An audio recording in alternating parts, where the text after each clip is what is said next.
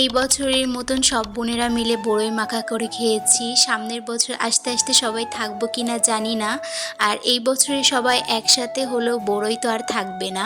এই সময়টা তো অধিকাংশ গাছে বড়ই নাই, কিন্তু আমাদের বাড়ির পাশে যে কাকিদের গাছ আছে না, ওখানে মানে সবসময়ই বড়ই থাকে, একদম গরম পড়া পর্যন্ত বড়ই থাকে।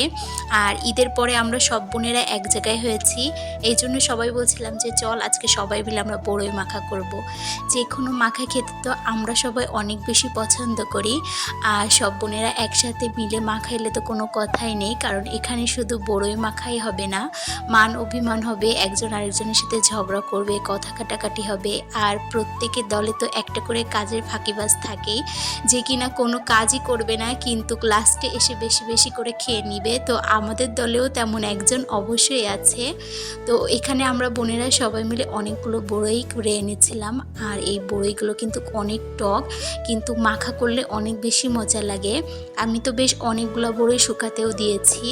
আর অন্যদিকে আমরা যে কোনো ঝালাইতেই আমরা একটু করে লেবুর পাতা দিই, এই জন্য আমি আমাদের গাছ থেকে কয়েকটা লেবুর পাতাও পেরে নিচ্ছিলাম।